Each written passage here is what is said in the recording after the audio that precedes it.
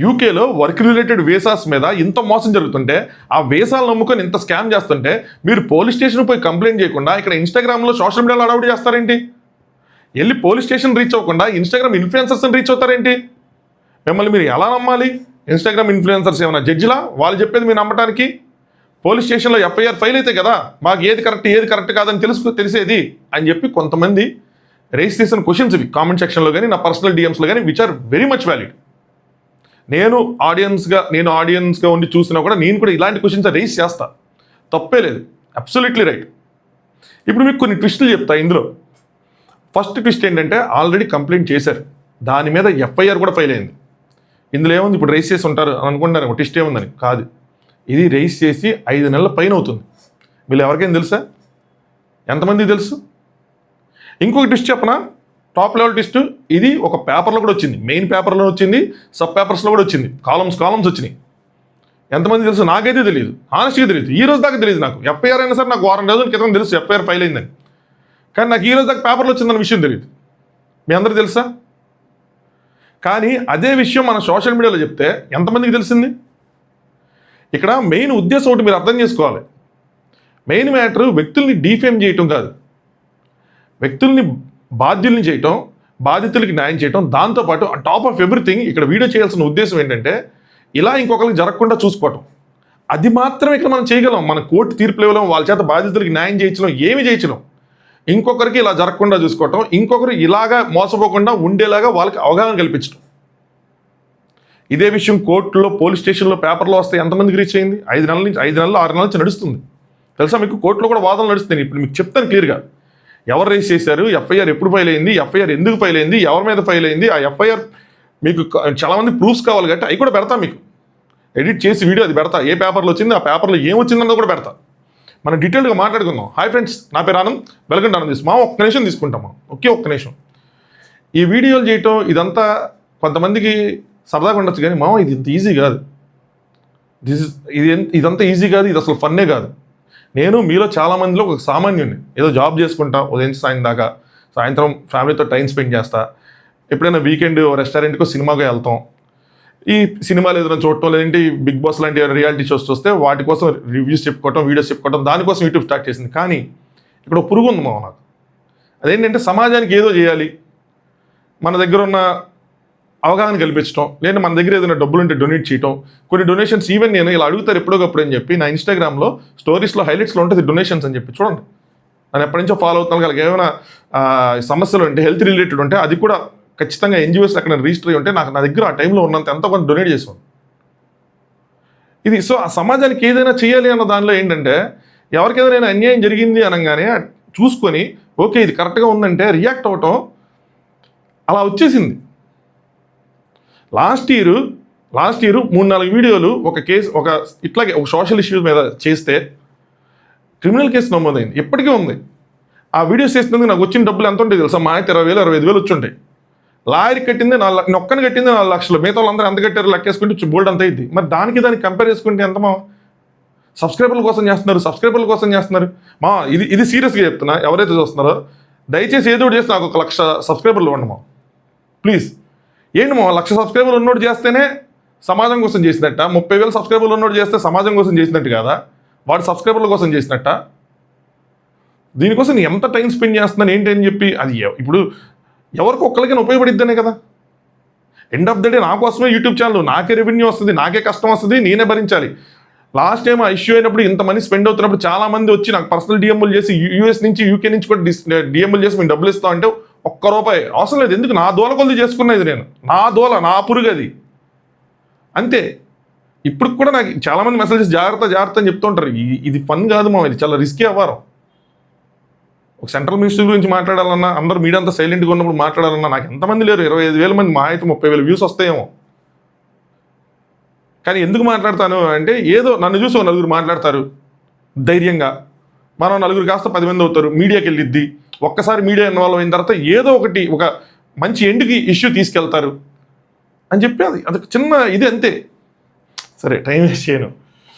So FIR ఎవరు నమోదు చేశారు, ఎఫ్ఐఆర్ ఎప్పుడు ఫైల్ అయింది ఏంటి అంటే కొన్ని డీటెయిల్స్ నేను హైడ్ చేశాను. యాక్చువల్గా నేను ఎఫ్ఐఆర్ ఇది ఎప్పుడో తెప్పించుకున్నా, నాకున్న సోర్సెస్తో నేను తెప్పించుకున్నా. బట్ వాళ్ళని అడగకుండా వేస్తే బాగోదు కదా. సో వాళ్ళతో ఈరోజు మాట్లాడి నేను వేసి, ఎందుకంటే ఆ కామెంట్స్ ఎక్కువ అవుతున్నాయి. ఎక్కడో చోట వస్తుంది ఎఫ్ఐఆర్ తెలుసుకుంటారు అనుకో. నాకు ఈ ఎఫ్ఐఆర్ ఇవన్నీ చేయాలంటే రిస్క్లో అనిపిస్తూ ఉంటుంది. అందుకోసం చెప్పి సో ఇది ఎప్పుడు ఫైల్ అయింది తెలుసా? లాస్ట్ ఇయర్ నవంబర్లో 22/11/2025లో ఫైల్ అయింది. శివ అనే వ్యక్తి ఆయన ఫైల్ చేశారనమాట. ఎవరి మీద ఫైల్ చేశారు, ఇది ఎక్కడ ఫైల్ అయిందిరా అంటే ఎన్టీఆర్ కమిషనరేట్లో మా విజయవాడ అనమాట. సో ఇబ్రహీంపట్నం పోలీస్ స్టేషన్లో ఫైల్ అయింది. సో ఇందులో యాక్చువల్గా 3 వ్యక్తుల పేరు మీద ఫైల్ అయింది. ఆ 3 ఎవరంటే హస్బెండ్ అండ్ వైఫ్ అండ్ వాళ్ళ ఫాదరు. మళ్ళీ ఇప్పుడు నేను పేర్లు తీసుకొని అదంతా ఎందుకు కానీ మళ్ళీ యాక్చువల్గా నన్ను బ్లాక్ చేశారు. మా పేర్లు వాడేసుకొని మా మీద వీడియోలు చేసేస్తున్నారు, మా ఫోటోలు వేసేసుకుంటున్నారు అని చెప్పి. ఇప్పుడు తప్పు చేసినప్పుడు దాని గురించి మాట్లాడాలి అన్నప్పుడు తప్పు కాకపోయినా ఏదైనా ఇష్యూ, ఒక ఎలిగేషన్ మీ మీద వచ్చినప్పుడు దాని గురించి మాట్లాడాలంటే చెప్పే కదా మాట్లాడాలి. కాదన్నప్పుడు మీరు డిపెండ్ చేసుకోమని మాట్లాడదానండి ఆ విషయం. సో ఒక ముగ్గురు వ్యక్తుల మీద ఫైల్ అయింది. ఈవెన్ నేను ఇక్కడ బయటకు వచ్చిన దాంట్లో తెలుగులో కంప్లైంట్ లేదు, కానీ నా దగ్గర తెలుగు నేను ఇక్కడ డిస్ప్లే చేయను, ఇంగ్లీష్ వరకు మీకు డిస్ప్లే చేశాను. నేను తెలుగులో వాళ్ళు అసలు ఏం కంప్లైంట్ ఇచ్చారు ఏంటి అని చెప్పి కొన్ని డీటెయిల్స్ చెప్తాను, మీకు అర్థమైంది. ఇది కొంచెం కష్టంగానే రాశారు. పలానా సో అండ్ సో అడ్రస్ ఏంటి రాశారనమాట. నేను యూకేలో మార్కెటింగ్ మేనేజర్గా పనిచేస్తూ వివాహం అయిన తర్వాత అక్కడ యూకేలో సెటిల్ అవుదామని వెళ్తూ ఈ డెస్టినేషన్ కన్సల్టెన్సీ డైరెక్టర్ అయిన మధుకర్ జాగర్లముడి అనే వ్యక్తితో పరిచయం అయ్యి నా వీసా రెన్యూల్ కోసం రెన్యూల్ చేస్తానని ఆయన చెప్పారు. చెప్పినందుకు ఆ కన్సల్టెన్సీలో వాళ్ళ ఫ్యామిలీ, ఆయన కానీ వాళ్ళ వైఫ్ కానీ ఎవరైనా సరే సో ఒక ఉద్యోగం చేసేందుకు అక్కడ ఆయన అప్పుడు చేస్తున్నారు. దాని తర్వాత ఇండియా వచ్చారు. ఇండియా వచ్చిన తర్వాత వీసా కోసం మళ్ళీ ఇండియా వెళ్ళిన తర్వాత మధుకర్ నాన్నగారైన పలానా XYZ, ఇప్పుడు ఆయన పేరు కూడా నాకు వాళ్ళ ఫ్యామిలీని ఇన్వాల్వ్ చేయాలని ఉండదు, మా పిల్లలు కానీ ఏది కానీ సర్లే. సో వాళ్ళ ఫ్యామిలీ విజయవాడే. సో సపోర్ట్గా అక్కడ వర్క్ చేస్తున్నారని చెప్పారు. ఈ కన్సల్టెన్సీకి ఆయన కూడా ఇక్కడ వర్క్ చేస్తున్నారని చెప్తే, సో ఇండియాకి వచ్చిన తర్వాత వీసా రెన్యూవల్ కోసం మళ్ళీ మధుకర్ని సంప్రదించగా సో వీసా నిమిత్తం 15 లక్షలు ఖర్చు అవుతుందని చెప్పారు. సో నాన్నగారైన XYZ గారిని కలవగా తన కొడుకు చెప్పిన విధంగా అకౌంట్ నెంబరు బ్యాంక్ డీటెయిల్స్ అన్నీ ఉన్నాయి. సో యాక్సిస్ బ్యాంక్ అలా 2-3-4 అకౌంట్లు చెప్తే ఆ అకౌంట్లో కొంచెంగా మొత్తం మనీ అంతా వేశారనమాట. వేసిన తర్వాత ఆ ఫోన్పే నెంబర్లు అన్నీ ఇక్కడ మెన్షన్ చేశారు. ఆ ట్రాన్సాక్షన్స్ అన్నీ నా దగ్గర ఉన్నాయి, నాకు పంపించారు. అవన్నీ చూసుకొని వీడియో చేస్తా, ఊరికి బ్లైండ్గా కూడా చేశాను. మరి ఇలా కొన్ని ఇచ్చారన్నమాట. మధుకర్ అకౌంట్కి వేసిన తర్వాత మధుకర్ అడగగా నేను మీకు ఒక పలానా XYZ కంపెనీ ద్వారా మీకు COS ఇస్తానని చెప్పి వీసాకు అనుమతించారని చెప్పి పంపించారు. సో నేను వాళ్ళకి ఆ కంపెనీకి ఏదైతే ఉందో వాళ్ళకి తెలియకుండా వాళ్ళని అడిగితే అసలు మీ అలాంటి COS ఏమి ఇవ్వలేదు, ఆ కంపెనీ వాళ్ళని అడిగితే అసలు మీ అలాంటి COS ఏమి ఇవ్వలేదని చెప్పారు. సో తర్వాత ఆయన అడిగితేనేమో మధుకర్ని అడగగా పొరపాటు జరిగిందని చెప్పి మళ్ళీ ఆ నెలలో ఇంకో వీసా ఇస్తానని చెప్పారు. సంవత్సరం గడిచినా ఎటువంటి సమాధానం రాకపోవడంతో మరలా నిన్న అడగగా మే 2025 వరకు సాగింది. మే 2025లో అడగగా 2 లక్షలు వెనక్కి ఇచ్చారంట, వాపస్ ఇచ్చారు. సో దాని తర్వాత నుంచి అదిగో ఇస్తానని చెప్పి ఏం చేయట్లేదు. వాళ్ళ భార్యని అడగ కూడా ఎటువంటి సమాధానం చెప్పకుండా కాలయాపన చేస్తున్నారు. సో ఇది రాశారు. సో ఆయన మోసం చేశారు. ఆయన దగ్గర 15 లక్షలు తీసుకున్నారు, ఒక కంపెనీలో ఇచ్చారు. ఆ కంపెనీని అడగగా మాకేం సంబంధం లేదు, మేమే అలాంటి స్పాన్సర్షిప్లు ఇవ్వలేదు అంటే మళ్ళీ ఆయన దగ్గరికి వెళ్తే తప్పు అయిపోయింది, నేను మళ్ళీ ఇస్తానని చెప్పి మళ్ళీ ఇవ్వకుండా 2 లక్షలు వెనక్కి ఇచ్చారు. ఇంకా ఆపేశారు, బ్లాక్ చేశారు. ఇప్పుడు ఒకటి చెప్తాను చూడండి, మనం సింపుల్గా కామెంట్ సెక్షన్లోకి వచ్చి మనం చెప్తాం వెళ్ళి పోలీస్ స్టేషన్కి వెళ్ళచ్చు కదా, పోలీస్ స్టేషన్కి కంప్లైంట్ ఇవ్వచ్చు కదా అని. మీరు అనుకుంటున్నారా పోలీస్ స్టేషన్కి వెళ్ళి కంప్లైంట్ ఇస్తే FIR ఫైల్ అవ్వటం అన్నది ఒక ఈజీ థింగ్ అని మీరు అనుకుంటున్నారా? మీరు వెళ్ళి నా మీద ఫైల్ చేయాలని కూడా అంత ఈజీగా ఫైల్ అవ్వదు, వాళ్ళు ఎంక్వైరీ చేయాలి. అలాంటిది ఒక పెద్ద సెలబ్రిటీ, కనెక్షన్స్ ఉండి, నెట్వర్క్ ఉండి అలాంటి వాళ్ళ మీద ఇట్ట చేసేస్తారు అనుకుంటున్నారా? మీరు చేయరు మావా. వాళ్ళ ప్రొసీజర్స్ వాళ్ళకు ఉంటాయి, కానీ అంత ఈజీగా జరగదు. ఈ పలానా వ్యక్తి ఈ కేసు ఫైల్ చేయడానికి ఎంత కష్టపడాడు తెలుసా? ఆయన పడిన కష్టాలు, ఆయన ఫేస్ చేసినవి చెప్పొద్దన్నారు కానీ నేను చెప్పట్లేదు, కానీ అదేంటే అంత బాధేస్తుంది అంటే అంత బాధేస్తుంది. FIR ఫైల్ అయిన తర్వాత ఏం జరిగిందని అడగండి, ఎందుకు కదలలేదని అడగండి. ఇప్పుడు క్వశ్చన్ చేశారు కదా, FIR ఫైల్ చేయొచ్చు కదా, అక్కడ ఫైట్ చేయొచ్చు కదా అని. FIR ఫైల్ అయింది నేను మీకు చెప్పాను. ఇప్పుడు కొంతమంది ఎవరైతే కామెంట్ చేస్తారో వాళ్ళని అందనట్లా. ఇప్పుడు మీరు దీన్ని ముందుకు తీసుకెళ్ళండి, చూద్దాం. FIR ఫైల్ అయింది కదా, మరి దాన్ని ముందుకు తీసుకెళ్ళండి, పోలీసులు వాళ్ళని యాక్షన్ తీసుకునేలా చేయండి. వెనకాల ఎంత పొలిటికల్ ఇన్ఫ్లుయెన్స్ ఉందో తెలుసా, ఉంటుంది. దీని తర్వాత ఏమైందో తెలుసా, వాళ్ళు ఈ FIR తీసేయాలని చెప్పి క్వాష్ చేశారు. మేము యూకేలో ఉన్నాం, మా మీద మేము ఎట్టా డబ్బులు తీసుకుంటున్నాం అని చేస్తే ఈయన కూడా మళ్ళీ ఒక లాయర్ని పెట్టుకొని మేము ఇండియాలోనే డబ్బులు చెల్లించాం కాబట్టి ఇది వ్యాలిడ్ అవుతుంది నా కంప్లైంట్ అని చెప్పి వీళ్ళు ఫైట్ చేస్తున్నారు. మళ్ళీ లాయర్ ఫీజెస్కి ఎంత అవుతాయో తెలుసా, ఫ్యామిలీ మీద ఎలాంటి ఒత్తిడి ఉంటుందో తెలుసా. ఎలాంటి అసలు అది ఒక కంప్లైంట్ ఇచ్చినా, ఒక కంప్లైంట్ మన మీద ఉన్నా, మన దగ్గర డబ్బులు లేనప్పుడు, మన సామాన్యమైనప్పుడు మన పరిస్థితులు ఎలా ఉంటాయి తెలుసా? అంత ఈజీ కాదు. ఇప్పుడు ఇది జరిగి 6 నెలలు అవుతుంది. ఎవరికైనా తెలిసిందో మనకి ఒక కంప్లైంట్ ఉంది, ఒక అతను ఫైట్ చేస్తున్నాడు అని చెప్పి? తెలియదు. అది నేను అంటున్నా, సోషల్ మీడియా వల్ల ఇన్స్టెన్స్ జస్టిస్ ఏం రాదు. అట్లీస్ట్ అవేర్నెస్, జనాలకు ఒక ఇష్యూ నడుస్తున్న విషయంలో తెలిసిద్ది. దానివల్ల వాళ్ళు జాగ్రత్తగా ఉంటారు. అందుకోసం అని చెప్పి అక్కడ ఇష్యూ తీసుకురావడం తప్పితే, అట్లాగే బాధితులు ఎవరైతే ఉన్నారో వాళ్ళు కూడా ధైర్యంగా ముందుకు రాగలుగుతారు. చాలామంది బాధితులు ధైర్యం లేక అలా ఉండిపోయారు తెలుసా మీకు? వాళ్ళు ఎంత స్ట్రగుల్ అయ్యారు. కొంతమంది ఏదేదో చేసుకుందాం అనుకున్నారు. నేను పదాలు చెప్తే యూట్యూబ్ నన్ను బ్లాక్ చేసిద్ది. అలా చేసిన వాళ్ళు కూడా ఉన్నారు. వాళ్ళు చెప్తున్న స్టోరీస్ ప్రకారం. అవన్నీ యాక్చువల్ స్టోరీ అంటే రాంగ్ అని కాదు, జరిగినాయి వాళ్ళ దగ్గర. అవన్నీ ఫేస్ చేశారు. అది చెప్పుకోలేరు. వాళ్ళకంటే ఇప్పుడు మీ దగ్గరికి ఎందుకు వస్తున్నారు అన్నారు. వాళ్ళకంటే ఒక ప్లాట్ఫామ్ ఉందా? వాళ్ళు ఏ ప్లాట్ఫామ్లో చెప్తే ఎంతమంది వస్తారు చెప్పండి? కనీసం వాళ్ళకి జనాలకి ఎలా కమ్యూనికేట్ చేయాలో కూడా ఇలాంటి విషయాలు తెలియదు. ఫర్ ఎగ్జాంపుల్ పేరోల్ రన్ చేయలేదు అంటే సామాన్యులకు అర్థమైద్దా? ఈ సాఫ్ట్వేర్ జాబ్ చేసే వాళ్ళకి చెప్తే సామాన్యులకు అర్థమైతే పేరోల్ రన్ చేయకపోతే ఏమైంది? అసలు పేరోల్ అంటే ఏంటి? నాలంటూ నేను మాట్లాడినప్పుడు ఇది ఒక నెల జీతం పడాలి, దాన్నే పేరోల్ అంటారు. అది రన్ చేయకపోతే 5-6 నెలల జీతం పడకపోతే ఆ వీసా క్యాన్సిల్ అయిపోతుంది అని చెప్పినప్పుడు అర్థమవుతుంది. మ్యాటర్ ఊరికినే ఒకరిని అంటే ఏమొస్తుంది? నాకు ఆవిడంటే ఇన్ఫ్యాక్ట్ మంచి అభిమానం, గౌరవం ఉన్నాయి. నేను ఆ సినిమాలు నటించినప్పుడు నన్ను ట్యాగ్ చేసి అప్రిషియేట్ చేసి స్టోరీ పెడతా, నాకు రిప్లై కూడా ఇచ్చారు. ఎందుకు ఊరికినే చేస్తారు చెప్పండి ఎవరైనా సరే? పోనీ ఒకళ్ళిద్దరైతే పోనీ ఏదైనా కక్ష సాధింపు ఏదైనా అనుకోవచ్చు. ఎంతమంది ఉన్నారు సార్? ఇంకో విషయం చెప్పాలా, ఈ కన్సల్టెన్సీనే కాదు, దీని తర్వాత వీడియో చేస్తే నాకు కనీసం 5-6 మేము పలానా చేతిలో మోసమే, పలానా వ్యక్తులు మోసమే, పలానా కన్సల్టెన్సీ మమ్మల్ని ముంచింది, మీరు ఏదైనా చేయండి అని చెప్పి చేశారు. వాళ్ళు కంప్లైంట్ ఇస్తే తీసుకోవట్లేదు, కంప్లైంట్ ఇచ్చినా ముందుకు వెళ్ళట్లేదు. మనం సింపుల్గా చెప్తాం, మనకంటూ ఒక రోజు వస్తుంది, ఒకటి వస్తుంది. ఆ రోజు మన ఇష్యూ ఫేస్ చేసినప్పుడు మనం వెళ్ళి కంప్లైంట్ ఇచ్చిన రోజు దాని వెనకాల ఉన్న లోటుపాట్లు తెలుస్తాయి. ఆ రోజు వరకు వెయిట్ చేయాల్సిందే. సరే, ఇప్పుడు ఇంకోటి చెప్తాను చూడండి. ఇప్పుడు ఇదే థింగ్ పేపర్లో వచ్చింది. ఇది అసలు నిజంగానే షాక్. యూకే జాబ్ కోట్లు ఫట్, నకిలీ వీసాలతో డెస్టినీ కన్సల్టెన్సీ మోసం. ఇది కూడా పక్కన వేస్తాం చూడండి. డెస్టినీ కన్సల్టెన్సీ ఎవరిది? ఒక్క విద్యార్థి నుంచి గరిష్టంగా 20 లక్షల వసూలు, 10 రకాల అకౌంట్లో జమ, రసీదులు నిల్లు, 2 ఏళ్లుగా జాబ్ కోసం ఎదురుచూపులు, ఉద్యోగం ఇదిగో అదిగో అంటూ కాలయాపన, చివరికి బోర్డు తిప్పేసి అదృశ్యం, 50 మందికి పైగా నిరుద్యోగులకు కుచ్చుటోపి, విజయవాడ పోలీసులకు ఫిర్యాదు, బాధితుల్లో ఏపీ తెలంగాణ యువత. మనం ఇలాంటి రోజు చూసి ఎవరో అనుకున్నాం, ఎవరో అనుకుని ఉంటాం, ఎవరో తెలిసిద్ది ఇందులో వస్తుంది మీకు. విదేశాల్లో లక్షల జీతాలు ఇచ్చే ఉద్యోగాలు ఇప్పిస్తాను ఓ ఏజెన్సీ నమ్మబలికి విద్యార్థుల నుంచి పెద్ద ఎత్తున నగదు డిపాజిట్ చేయించుకుని బోర్డు తిప్పేసింది. కొలువుల కోసం అప్పులు చేసి సొమ్ములు కట్టిన విద్యార్థులు 2 ఏళ్ళు దాటిపోతున్నా జాబు రాకపోవడం, వీసా చేతికి అందకపోవడంతో మోసపోయామని ఆలస్యంగా తెలుసుకొని పోలీసులకు ఫిర్యాదు చేశారు. దీంతో ఆ సంస్థ భాగవతం వెలుగులోకి వచ్చింది. 50 మంది, ఇది రెండో పేపర్, ఇందాక మెయిన్ ఎడిషన్. 50 మంది బాధితులు పైగా మోసపోయిన ఈ ఘరానా దోపిడీకి సంబంధించిన వివరాలు ఎలా ఉన్నాయి. గుంటూరుకు చెందిన మధుకర్ విజయవాడ, గుంటూరు, దుబాయ్, హైదరాబాద్, యూకే తదితర ప్రాంతాల్లో డెస్టినీ కన్సల్టెన్సీ పేరుతో ఏజెన్సీ నిర్వహిస్తున్నట్టు బాధ చెప్తారు. మరి ఈ మధుకరు ఆ మధుకరు ఒకళ్ళ, 2 ఉన్నారా, 3 ఉన్నారా? ఈ డెస్టినీ కన్సల్టెన్సీ ఆ డెస్టినీ కన్సల్టెన్సీ ఒకటా, 2-3 ఉన్నాయా అన్నది మీకు మీ అవగాహన వదిలేస్తాయి. ఇంకా నేను బాధితులు చెప్తున్నారు. అయితే యూకేతో పాటు లండన్, దుబాయ్ వంటి దేశాల్లో లక్షల జీతాలు ఇచ్చే ఉద్యోగాలు ఇప్పిస్తామని చెప్పడంతో రాష్ట్రంతో పాటు పొరుగునున్న తెలంగాణ ప్రాంతం నుంచి కూడా చదువులు పూర్తి చేసుకున్న యువత ఉద్యోగాల కోసం ఏజెన్సీని సంప్రదించారు. ఒక్కొక్కరి నుంచి 15 లక్షల నుంచి 25 లక్షల వరకు తీసుకున్న కన్సల్టెంట్ 2 సంవత్సరాలు దాటిపోతున్న యూకేలో ఉద్యోగాలు చూపించలేదు సరికదా, అక్కడికి వెళ్ళడానికి అవసరమైన వీసాను కూడా తెప్పించలేదు. ఇదే విషయంపై బాధితులు డబ్బు కట్టినప్పటి నుంచి ప్రశ్నిస్తూనే వస్తుంటే 10 రోజుల్లో అయిపోతుంది, మరో 4 రోజులు అయిపోతుందంటే వాయిదాలు వేస్తూ వారి వద్ద నుంచి అదనపు సొమ్ము వసూలు చేసి అప్పటి వరకు అందుబాటులో ఉన్న ఫోన్ నెంబర్లు స్విచ్ ఆఫ్ చేశారు. తెలుగు మీడియం కదా, తెలుగు కొంచెం స్పీడ్గా చదువుతా.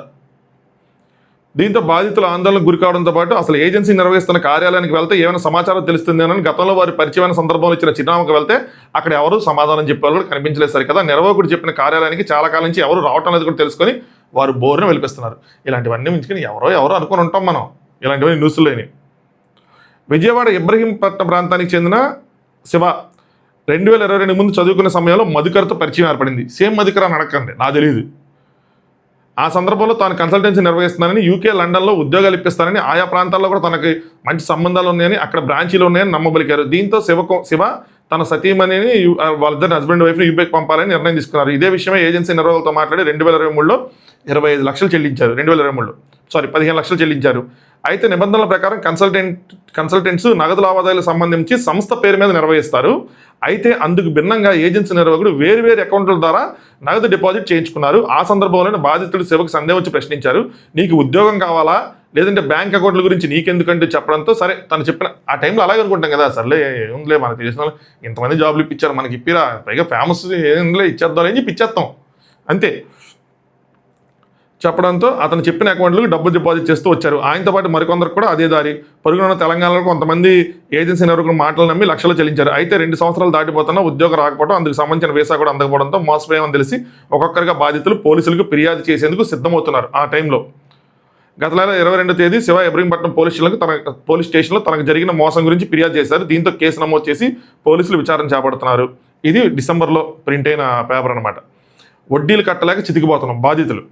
ఈకోలో ఉద్యోగాలు ఇప్పిస్తామని ఆశపడి తమ వద్ద అంత డబ్బు లేకపోయినా వడ్డీలకు తెచ్చి మరీ 52.5 లక్షలు ఈ డెస్టినీ కన్సల్టెన్సీకి ఇచ్చారని హైదరాబాద్ చెందిన పి ప్రవీణ్ ఆవేదన వ్యక్తం చేశారు. ఉద్యోగం ఇప్పించకుండా నకిలీ స్పాన్సర్షిప్ సర్టిఫికేట్ ఇచ్చి మోసం చేశారని తక్షణమే ఏజెన్సీ నిర్వహణపై చర్యలు తీసుకొని తమకు న్యాయం చేయాలని కోరుతుందని చెప్పి ఒక బాధితుడు. ఇంకో బాధితుడు బంధువుల వద్ద అప్పు తెచ్చారని ఇప్పటివరకు నేను అయితే శివ అని చెప్పాను ఈ రిపోర్ట్ ఇచ్చాను ఆయనది కూడా ఒక కాలం. చెప్పండి ఏం చేద్దాం?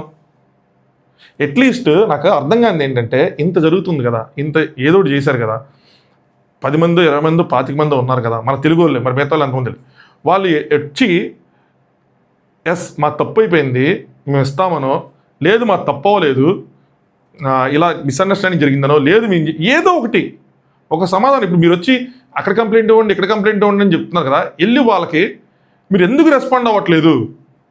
మీరు రెస్పాండ్ అవ్వండి. ఇది చూస్తుంటే చిన్న చేతకి ఎలిగేషన్లా లేదు, విత్ ప్రూఫ్స్ ఉన్నాయి, బాధితులు ఉన్నారు. కొంతమంది ఇది కూడా అడిగారు, నేను ఆడియో కాల్ పెడితే అలాంటి ఆడియో కాల్ నేను కూడా సీఎం పిఎం అని పెట్టేస్తాను, అలా కాదు ఫేసులు చూపించి విక్టిమ్స్ చూపించాను తెస్తా. అది కావాలంటే అది కూడా వస్తుంది, పెద్ద విషయం కాదు. ఇక్కడ ఎవరు అబద్ధం లేదు. ఇక్కడ నేను మాట్లాడింది మనిషితో ఏదో కాదు, అంత ఫూలిష్గా తీసుకొచ్చి పెట్టడానికి. ఆ టైం కావాలి, మీకు బాధితులు కావాలి అంటే బాధితులు అందరూ రెడీగానే ఉన్నారు.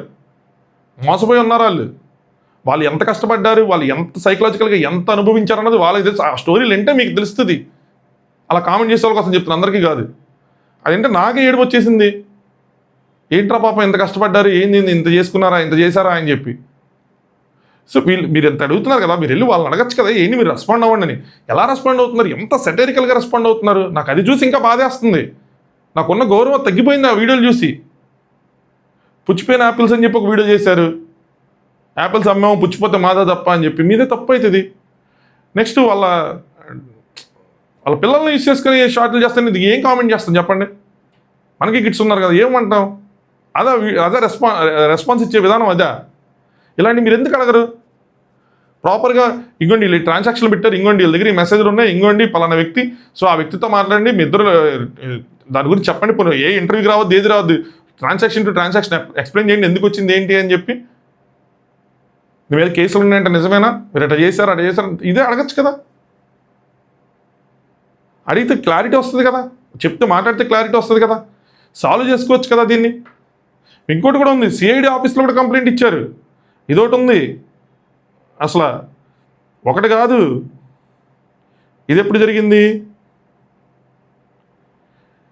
ఇది అంతకుముందు నవంబర్లో అక్టోబర్లో 21 అక్టోబర్లో డీజీపీ సిఐడి ఆఫీస్లో డీజీపీ కంప్లైంట్ చేశారు. వీళ్ళదైతే మరీ దారుణం, 52.5 లక్షలు. చూడండి, ఇది కూడా పెడతాను చూడండి పక్కన. ఇప్పుడు అంతా చదివే ఓపిక లేదు, పైగా ఇంగ్లీష్లో. సో ఇది జరిగింది, సంథింగ్ జరిగింది.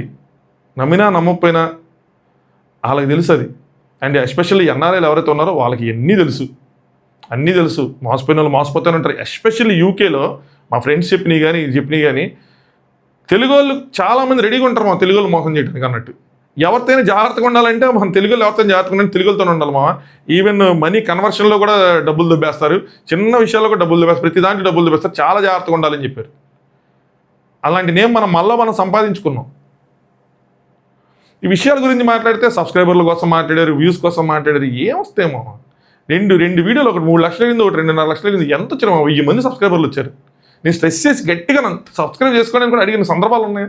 ఏదో లాస్ట్లో ఆ వీడియో లైక్ చేయండి, సబ్స్క్రైబ్ చేయడం మాట చెప్పడం తప్పితే మ్యాటర్ సబ్స్క్రైబ్ కావాలి. ఏ ఛానల్కైనా సబ్స్క్రైబర్ నెంబర్ ఉంటే ఓకే, ఇడు తోపు ఇడు తురుము అని అర్థమవుతుంది. బట్ మ్యాటర్ ఇక్కడ నా వచ్చేవాడికి ఏంటంటే కన్వే చేయటం, ఎంతో కొంత ఒక అవేర్నెస్ తీసుకురావటం, సో దట్ ఇలా జరగకుండా ఉంటుంది. వాళ్ళకి ఏదైనా అరే బాధితులు నిజంగా ఎంత ఫీల్ అవుతున్నారు ఏంటి ఒక ఏదైనా వాళ్ళు రియలైజ్ అయ్యి ఏదైనా వీళ్ళకి న్యాయం చేస్తారని, అట్లాగే బాధితులకు ఒక ప్లాట్ఫామ్ క్రియేట్ చేయటం, వాళ్ళ వాయిస్ వినిపించడానికి, వాళ్ళ కష్టం చెప్పుకోవడానికి. ఎవరున్నారు మీకు ఏదైనా అయితే ఇప్పుడు ఫర్ సపోజ్ నాకు వచ్చిన డిఎంస్లో చెప్తున్నా, వాళ్ళు ఎప్పుడో నష్టపోయారు, వాళ్ళకి ఏ ప్లాట్ఫామ్ దొరకలా, ఏ మీడియా కూడా తీసుకోవాలా, ఏ కంప్లైంట్ లేదు. నేను కూడా ఇప్పుడు వాళ్ళ నా రిక్వెస్ట్లోనే ఉన్నారు. వాళ్ళు ఏం చేయగలను చెప్పండి? ఇలా ఎంతమంది ఉండుంటారు?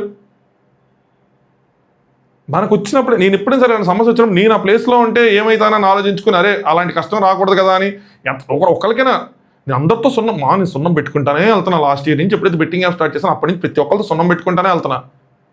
మా ఇంట్లో భయపడతా ఉంటారు, ఏంది మనం ఏదో బిగ్ బాస్ రివ్యూస్ ఏదో సినిమా రివ్యూలు చేసుకోకుండా ఎందుకు ఇట్లా కానీ ఏం చేస్తా అలా చూస్తూ ఉంటే సోషల్ మీడియా ఎక్కడైనా ఎవరికైనా అన్ని నేను చూస్తూ ఉంటే అది దాని గురించి మాట్లాడాలని అనిపిస్తూ ఉంటుంది.